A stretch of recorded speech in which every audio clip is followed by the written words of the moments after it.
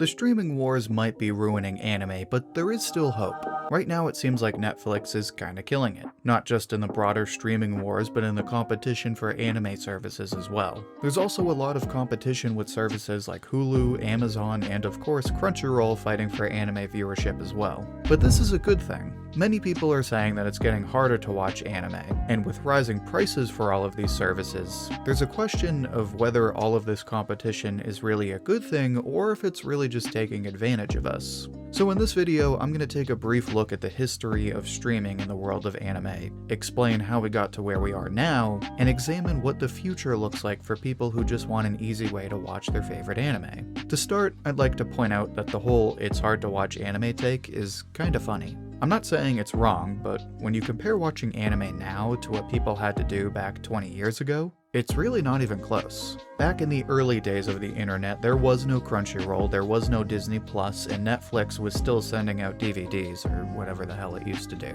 If you wanted to watch, say, Naruto, then you really only had 3 options. You could buy it on DVD or some other physical copy, you could watch it on Toonami, or you could do what most people did. You could pirate it somewhere online.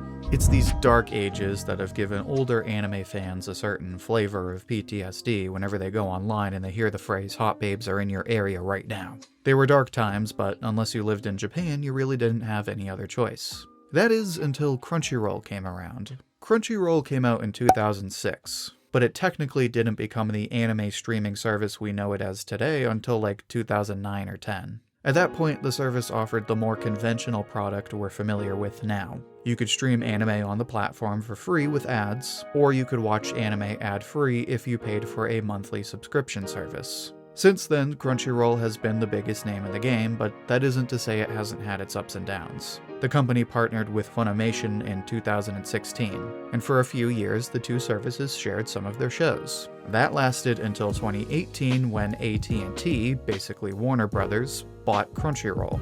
That lasted for a few years until Funimation would come back, now owned by Sony. In 2021, Sony bought back Crunchyroll, and that's been the deal ever since then.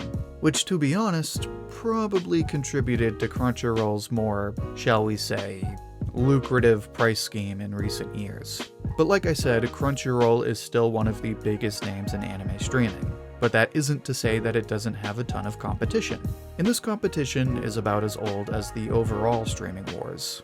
Actually, before I do that, make sure to like the video if you're enjoying it so far. It's the easiest way to support the channel, and it helps spread the video to other viewers like you.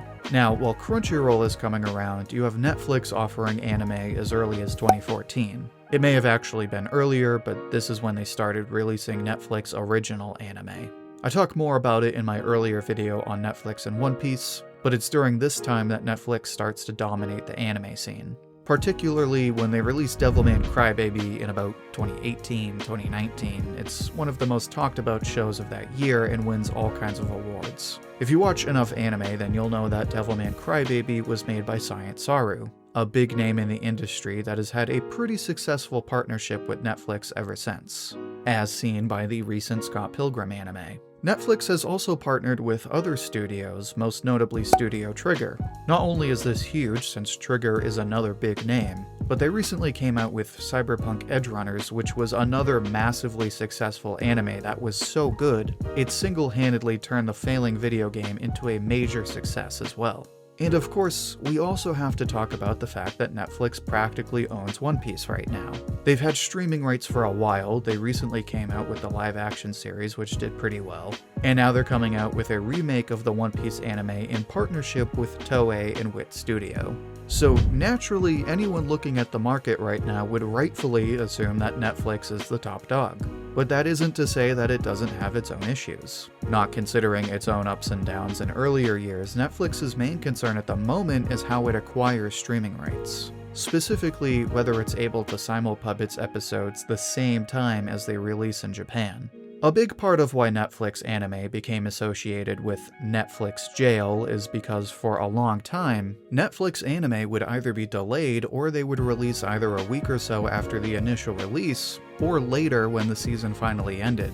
While this isn't as much of an issue now, it's still a problem that services like Crunchyroll and Hulu don't really have. Still, despite this problem, Netflix has managed to take a huge share of the market, but like I said before, there's still plenty of competition.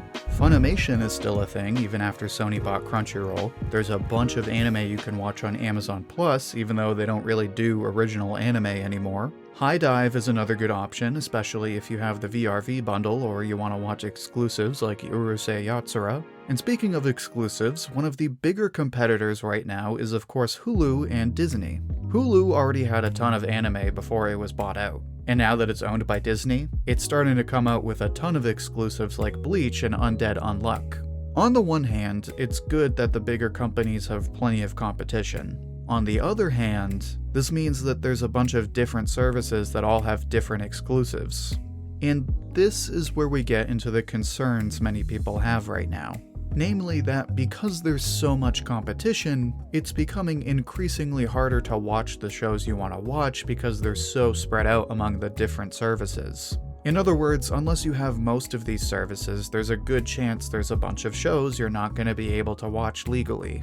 Now, ignoring the fact that a lot of people just manifest their inner Monkey D. Luffy and make this a non-problem, I will concede that this is a perfectly legitimate concern. You shouldn't have to buy subscriptions from like 10 different companies just to keep up with whatever is out for every anime season. But this is why I said before that I can't help but laugh when I hear these concerns. Not because they aren't serious, but because in all seriousness, I think a lot of people are ignoring how we got here. I mean, we used to have to wave through swarms of hot babes in your area just to watch episodes of Naruto in 480 resolution. Now we have a ton of options to watch HD anime on any device we want whenever we want. Granted, there is an argument to be made that we've only traded one demon for another. In other words, sure, it's more convenient to watch anime now than it was before, but we still have issues accessing these anime because they're locked behind all these expensive streaming services. But that brings me to my next point. While I will admit that access to anime is a big concern, I think it's easy to talk about it in a vacuum. In other words, people will often bring up the issue of streaming anime as a separate issue from when they talk about streaming TV and movies. The reality is that they are connected. So when we talk about anime streaming, we have to talk about the broader streaming wars as well. And I can't find a better example of this than Netflix. Almost exactly like its position in the anime market, Netflix has slowly come back from its meme of a reputation and quietly gained what is probably the biggest share in the market right now.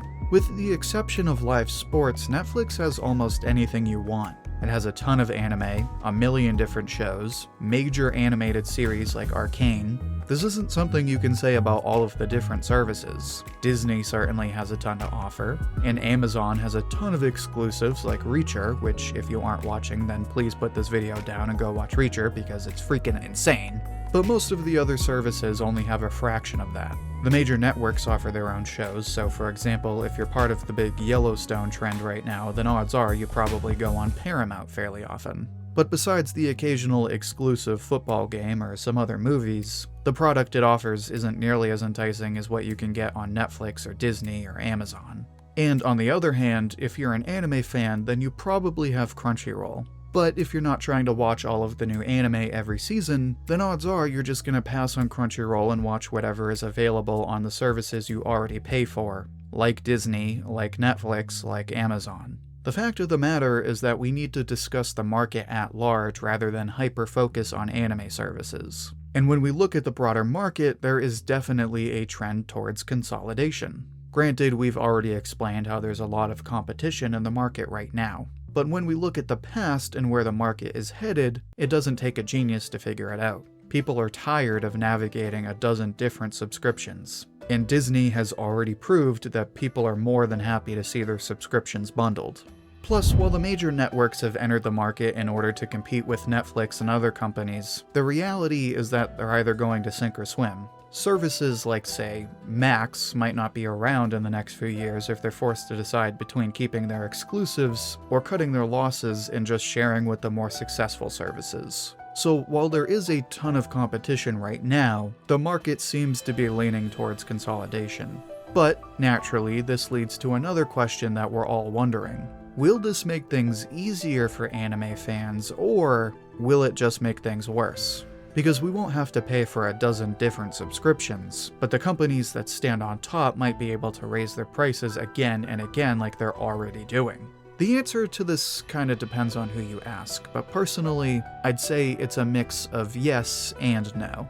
Like I said, increasing prices is already a big concern, which means keeping up with all of your favorite shows will become increasingly less affordable. Disney and Netflix keep going up, and not for nothing. The Crunchyroll platform is wild with how you can't even watch a lot of new shows for free anymore. But on the other hand, I still can't help but acknowledge just how good it is to be an anime fan right now. Compared to the dark ages of the web, it feels like we have more anime than ever and easier ways to watch it than ever. And this extends to manga, too. Before, it was a miracle if your series even had translations in your language. Now we're getting Shonen Jump, Viz, and whatever the heck Kodansha is doing, so we can read manga on our phones whenever we want. My point is, while there's a lot of legitimate concerns about the future, I think the ongoing stream wars is a sign that anime fans are eating well right now. If you ask me, there's definitely a few things to look out for. Increasing prices, delays on services like Netflix, access to shows generally as the market consolidates, and one that is becoming an increasing problem, quality of translations, whether it be the companies being too cheap to pay translators or deciding that they're just going to use AI programs. But despite these concerns, I'm generally optimistic about the future. Considering where we've come from, I really do think being an anime fan is only going to get better. But now I'd like to hear what you think. What is your experience streaming anime? Where do you see the market heading? Share your thoughts and see what everyone else has to say down in the comments. I'll pick my favorite and share it as comment of the week on my community tab. And if you'd like another discussion like this one, then check out my video on Netflix that I mentioned earlier. In that video, I explain how Netflix kinda just took over One Piece. You can find it in the playlist linked right here. Until then, thank you for watching, and I hope to hear from you soon.